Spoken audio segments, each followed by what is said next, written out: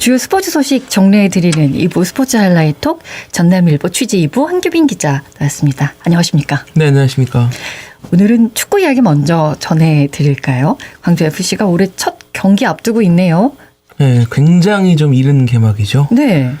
당장 오늘도 눈이 내렸고 네. 최저기온이 영하까지 내려갈 정도로 굉장히 추운 날씨잖아요. 너무 춥습니다. 광주FC 선수단은 더 추운 곳에 있습니다. 어딘데요? 어제 인천국제공항 통해서 중국 산둥성의 진안으로 떠났거든요. 내일 오후 9시에 산둥타이산과 2024-2025 AFC 챔피언스 리그 엘리트 리그 스테이지 7차전을 치릅니다. 아, 그렇군요. 네, 현재 리그 스테이지에서 동아시아 2위에 올라있는 광주FC인데요. 무승부만 거두더라도 16강 진출이 확정되는 상황입니다만 총력전을 펼치지 않을까 좀 조심스럽게 예상을 해보고 있습니다. 원래 잘할 때 더 열심히 하게 되잖아요. 지난주에 미디어데이 통해서 이정효 감독과 주장 이민기 선수의 각오가 드러났습니다. 보셨죠? 이정효 감독이 올해 좀 굉장히 현실적인 목표를 잡았더라고요. 네. 지난해 K리그와 ACL을 병행하면서 굉장히 힘든 한 해를 보냈거든요. 이정효 감독이 어느 팀이 6위가 되든 바짓가랑이를 잡고서라도 중위권을 벗어나지 않도록 최선을 다하겠다라고 이야기를 했습니다. 그리고 또 산둥전만 생각하고 있다. 다음 경기까지 생각할 여유가 없다라고 언급을 했는데요. 그만큼 이번 주말에 있는 K리그 개막전보다는 당장 눈앞에 있는 중국 원정을 조금 더 중요하게 생각하고 있는 것이 아닌가 싶습니다. 아시아 무대에 대한 목표는 그때 언급이 되지 않았었어요. 오늘 공식 훈련 그리고 사전 기자회견 통해서 이야기가 나왔습니까? 네, 일단은 올해 첫 경기를 잘 준비한 것 같다라고 굉장히 좀 좋은 이야기를 했고요. K리그 개막에 앞서서 팀적으로 얼마나 완성이 됐는지 확인을 할 수 있는 좋은 기회인 것 같다라고 이야기를 했습니다. 올해 개막이 좀 워낙 빠르기 때문에 팀적으로 조율할 수 있는 시간이 다른 시즌에 비해서는 굉장히 부족했던 것도 사실이거든요. 네. 그래서 조금은 신중한 입장을 가져가는 것이 아닌가 싶습니다. 그럼에도 승리에 대한 의지는 분명히 했는데요. 당연히 우리만의 스타일로 공격적으로 임하겠다. 골을 넣기 위해서 경기를 펼칠 것이고 이왕 넣는다면 골을 많이 넣고 싶다. 상대 공격은 영리하게 막아보겠다. 이렇게 예고를 했습니다. 예. 사전 기자회견에 이정효 감독하고 같이 참석한 선수 있었습니까? 네, 부주장인 김진호 선수가 이정효 감독과 함께 사전 기자회견에 참석을 했습니다. 확실히 이정효 감독이 아시아에서도 스타는 스타인 것 같은 게 중국에서도 질문이 굉장히 집중되는 모습이었습니다.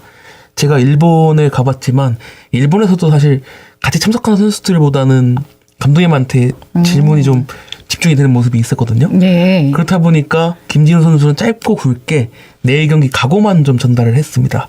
이 동계훈련에서 잘 준비했기 때문에 그 모습을 팬들에게 보여드리기 위해서 노력하겠다라고 이야기를 했고요. 근데 이 멘트만 전해드리면 좀 아쉽잖아요. 제가 출국에 앞서서 김진호 선수와 인터뷰를 좀 진행을 했습니다. 어떤 내용들이 나왔나요? 그 당시에 작년에는 좀 조용히 묵묵한 선수였다면 올해는 부주장을 맡았기 때문에 앞장서서 팀을 이끌어 보겠다 이런 이야기를 했고요. 또 ACL에서는 파이널 스테이지 그러니까 8강 이상을 목표하고 있다.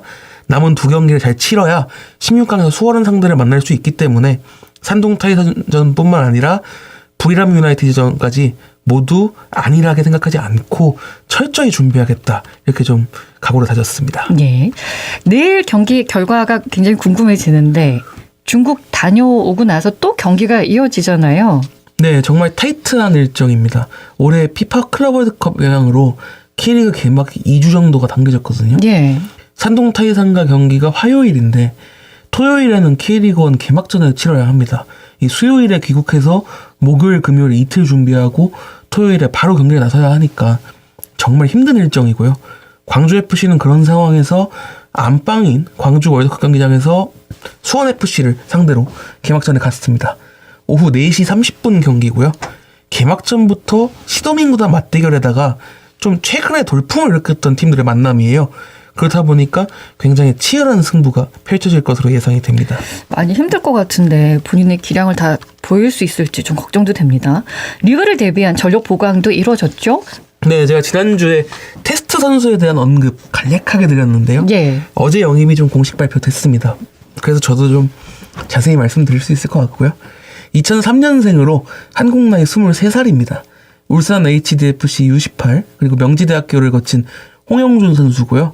입단 테스트 과정에서 부산교통공사 축구단과 연습 경기에 쐐기골 넣으면서 굉장히 팬들도 존재를 궁금해하셨을 존재입니다. 이 홍영준 선수가 명지대학교 재학 중에 한국 21세 이하 선발팀에 소집돼서 모리스 레벨로 국제 친선대회에 출전한 경험도 있고요. 이 대회에서 코트디부아르와 조별리그 A조 2차전에서는 중거리 슛으로 만회 득점을 터뜨린 경험도 있는 선수입니다. 이 선수 왼발잡인데 오른발도 굉장히 잘 사용을 하고요. 세밀하고 창의적인 플레이가 돋보여서 탈압박이나 기회 창출도 굉장히 뛰어납니다. 주 포지션은 공격형 미드필더지만 측면 공격수로도 활용이 가능하고요. 그렇다 보니까 연습 경기에서도 이정효 감독이 여러 가지 역할을 맡겼는데 일단 제가 본 연습 경기에서는 측면에서 뛰면서 과감하고 적극적인 움직임이 굉장히 돋보였습니다. 예. 제가 연습 경기 보면서 이 선수 절대 놓쳐서는 안 되겠다 이런 생각을 했었거든요. 근데 22세 이하 자원이기 때문에 좀 올해 K리그에서 자주 모습을 보일 수 있지 않을까 좀 기대를 하고 있습니다. 예. 리그에서 사용할 등 번호도 공개가 됐죠. 네, 지난주에 발표가 됐는데요. ACL와는 굉장히 다릅니다. 올해는 좀 두 개의 번호를 달고 활약하는 선수들이 많아졌고요. 제가 상징적인 번호로 7번, 9번, 10번 예, 이렇게 주목해 보셨으면 좋겠다고 말씀드렸는데요. 9번은 비어 있습니다. 추가용 앱이 있을지 아니면 좀 쭉 비워놓게 될지는 조금 더 상황을 지켜봐야 될 것 같고요. 일단 7번은 작년에 이어서 자시르 아사니 선수가 앱을 받았습니다. 네. 당연히 에이스, 왼발의 크랙 이런 상징하는 번호가 되겠고요. 10번은 작년에 30번에 달았던 최경록 선수에게 돌아갔습니다. 그만큼 최경록 선수가 올해 중원에서 굉장히 중요한 역할 맡았다고 볼 수 있겠는데요. 또 주요 번호를 말씀드리자면 주전 골키퍼의 상징인 1번은 올해도 김경민 선수가 달게 됐고 주전 수비수의 상징인 4번과 5번은 각각 브루노 올리베이라 그리고 변준수 선수에게 돌아갔습니다. 그리고 부주장 이강현 선수 같은 경우는 24번에서 8번으로 굉장히 등번호가 가벼워졌고요. 영입생인 박정인 선수가 13번, 유재호 선수가 14번, 헤이스 선수가 17번, 박혁 선수가 18번, 그리고 황재환 선수가 19번을 받았습니다. 그리고 금모고 재학 중이지만 준프로 계약을 맺으면서 조금 일찍 성인 무대를 경험하고 있는 김윤호 선수는 98번에서 43번으로 변경이 됐습니다. 홍영준 선수가 합류하기 전에 등 번호가 발표가 됐는데 새로 추가가 됐겠죠? 네, 홍영준 선수의 등번호에 대해서는 공식 발표는 없었지만 구단 통해서 좀 미리 확인을 했습니다. 홍영준 선수는 K리그에서는 99번을 받게 될 예정이라고 하는데요. 예. 신인인데 팀에서 가장 무거운 번호를 달게 됐습니다. 이 작년에 베카 미켈 타제 선수가 달고 뛴 번호이기도 하고요. 그런데 홍영준 선수가 ACL 같은 경우는 아직 등록 여부가 결정되지 않았다고 합니다. 이 리그 스테이지가 다음 주면 마무리가 되는데 아마 16강 가게 되면 그걸 앞두고 엔트리 합류 여부가 좀 결정되지 않을까 조심스럽게 예상을 해보고 있습니다. 정말 개막이 눈앞이다라는 느낌인데 축하 공연도 벌써 이슈더라고요. 네, 맞습니다. 눈치채신 분들 많으실 것 같은데요. 네. 요즘은 광주FC 하면 조빈 하면 광주FC잖아요. 그렇죠. 이 그룹 노라조의 조빈님께서 광주FC 홍보대사로 정말 맹활약을 펼치고 계십니다. 이 내일 중국원정에도 동행을 하시는 것으로 제가 알고 있는데 이번 주말 개막전에서 축하 공연을 펼치신다고 합니다. 그런데 이 축하 공연이 조금은 특별하다고 하거든요. 이 8명의 팬과 함께 무대에 선다고 합니다. 이 8명의 팬을 구단에서 모집을 하고 있고요. 예. 내일 오후 1시까지 구단 홈페이지를 통해서 신청을 하면 추첨 통해서 선정을 한다고 합니다. 그래서 관심 있으신 분들을 한번 확인해 보시고 신청하시면 좋을 것 같습니다. 재미있는 이벤트가 또 될 수 있겠군요. 야구 이야기 이어가겠습니다. 기아 타이거즈가 조금 늦긴 했지만 연봉 재계약을 모두 마무리했어요. 네, 기아 타이거즈가 투수 김사윤 선수와 올해 연봉에 대해서 합의점을 이루지 못한 상황이었습니다. 이 45명 중에 44명과 계약을 했고 김사윤 선수가 유일하게 사인을 하지 않은 상태였는데요. 구단과 선수가 모두 인상이라는 큰 틀에 대해서는 공감대를 이뤘지만 금액적으로 이견이 있었다는 설명드렸습니다. 예. 기아 타이거즈는 내부 고가 선정 기준에 따라서 정해진 금액이기 때문에 틀을 깰 수 없다. 이 의견을 좀 분명히 했고요. 결국에는 김사윤 선수도 의견을 굽히지 않으면서 미계약 상태로 스프링 캠프가 시작이 된 상황이었습니다. 예. 규정에 따라서 김사윤 선수는 팀 훈련은 불가능하고 연봉도 지난 시즌의 25%만 받을 수 있는 상황이었고요. 이렇게 2주 정도가 흘렀는데 지난주 금요일에 김사윤 선수가 조건을 받아들이겠다고 한 발 물러섰습니다. 기아 타이거즈가 최초 제안했던 연봉 4천만 원의 재계약을 마쳤고요. 지난 시즌 3,400만 원에서 600만 원이 오르면서 인상률은 17.6%를 기록했습니다. 예. 근데 이 김사윤 선수가 지금 팔꿈치에 작은 부상이 있는 상태거든요.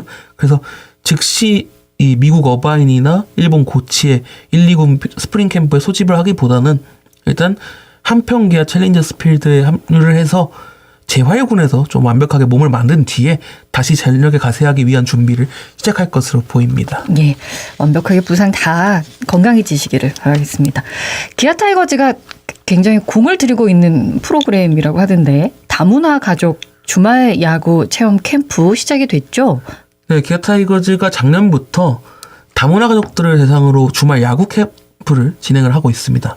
지난해에는 호남 지역 중고등학생 40명을 대상으로 했는데 굉장히 반응이 좋았고요. 올해는 호남 지역 초, 중, 고등학생으로 범위를 좀 확대해서 30명을 대상으로 진행을 합니다. 지난주 토요일과 일요일에 첫 회차를 진행을 했고요. 이번 주 토요일과 일요일에 2회차, 다음 주 토요일과 일요일에 3회차 이렇게 진행이 될 예정입니다. 예. 이 캠프에 참가하는 학생들은 선수단과 동일한 장비를 지급받고 같은 환경에서 훈련을 받을 수 있거든요. 또 퓨처스 팀 코칭 스태프가 직접 지도에 나서는데 정말 좋은 추억이 될 것 같습니다. 그리고 혹시나 야구 선수를 꿈꾸는 학생이 있다면 미래에 프로 선수로서 광주 다시 모습을 볼 수 있지 않을까 좀 이런 생각도 해봅니다. 경쟁도 심하겠는데요. 네. 페퍼저축은행 AI 페퍼스 일단 5위로 복귀 성공했네요. 네, 지난주 수요일이었습니다. 장충체육관에서 최하위인 GS칼텍스 서울 킥스와 원정 경기를 치렀고요. 정말 손에 땀을 쥐게 하는 경기였습니다. 듀스만 3번을 했는데요. 예. 첫 세트에 듀스만 8차례 반복한 끝에 33대 31로 가져왔고요. 하지만 두 번째 세트를 듀스 끝에 25대 27로 내줬습니다. 세 번째 세트는 듀스 끝에 26대 24로 가져왔는데요. 네 번째 세트를 23대 25로 내주면서 결국에 풀세트로 향했습니다. 일단 최소한 승점 1점을 확보하긴 했지만 좀 연패가 길어졌기 때문에 반드시 승리해야 하는 상황이었거든요. 네. 그래서 마지막 세트에 15대 12로 승리를 확정 지으면서 5연패 탈출에 성공을 했습니다. 한국도로공사 하이패스를 제치고 5위를 재탈환을 했고요. 승점은 단 한 점 차이를 유지하고 있습니다. 일단은 연패 탈출에 성공했기 때문에 다행이고 이 연승이 흐름으로 계속 이어졌으면 좋았을 텐데 어제는 또 패전이었어요. 네, 강력한 우승 후보인데요. 흥국생명 핑크 스파이더스와 원정 경기에서 0대 3으로 셧아웃 패배를 당하고 말았습니다. 좀 1세트 13대 25, 2세트 12대 25, 좀 이렇게 좀 허무하게 무너지는 모습이 있었고요. 3세트에서 좀 분위기를 반전했는데 듀스 끝에 25대 27로 무릎을 꿇으면서 결국에 패배를 확정 지었습니다. 이 페퍼저축은행 AI 페퍼스가 창단 이후에 처음으로 전구단 상대 승리에 좀 도전을 하고 있거든요. 근데 5개 구단 상대로는 승리가 있는데 흥국생명 핑크 스파이더스에게만 오전 전패를 당하면서 좀 유일하게 승리가 없는 상황입니다. 아마 다음 라운드의 마지막 기회가 되는데 좀 팬들께서는 주목할 만한 포인트가 아닌가 싶고요. 또 이번 주 금요일에는 현대건설 힐스테이트와 맞대결을 치르면서 최근에 수도권 원정 3연전 마무리하게 됩니다. 현대건설도 우승 후보 중에 한 팀인데요. 올 시즌 2승 2패를 기록하면서 복병으로 좀 작용을 하고 있는데 3승째를 거둘 수 있을지 주목이 됩니다. 예. 광주 도시공사 여자 핸드볼 팀도 흐름이 좀 주춤합니다. 네, 광주 경기를 마무리하고 광명으로 이동을 했는데요. 그저께 경남개발공사와 맞대결해서 19대 21로 좀 석패를 하고 말았습니다. 예. 좀 양 팀 다 전반적으로 공격이 저조한 경기였는데요. 이 전반은 11대 11로 팽팽하게 맞췄는데 후반의 흐름을 내주면서 좀 아쉬운 결과가 나왔습니다. 광주도시공사가 봄핸드볼 4위 이내에 들어야 되는 상황이기 때문에 좀 상승세가 필요한 상황이거든요. 근데 산 넘어 산입니다. 목요일에 상위권인 삼척시청과 맞붙고요. 일요일에는 조금 대진이 수월한데 최하위인 인천광역시청을 만납니다. 근데 삼척시청 상대로는 1라운드에 26대 29로 고개를 마셨기 때문에 좀 복수전이 필요하겠고요. 이 인천광역시청도 1라운드에 21대 24로 패배를 안 했습니다. 근데 아무래도 최하위에 머물러 있는 팀한테 승리를 준 거기 때문에 조금은 아쉬운 부분이거든요. 그래서 반드시 잡고 가야 할 경기가 아닌가 싶습니다. 예, 오늘 말씀 여기까지 듣겠습니다. 고맙습니다. 네, 감사합니다. 전남일보 취재 2부 한규빈 기자와 함께했습니다. 언제 어디서나 내 손 안의 뉴스. 강주 MBC 뉴스 유튜브 구독으로 함께하세요.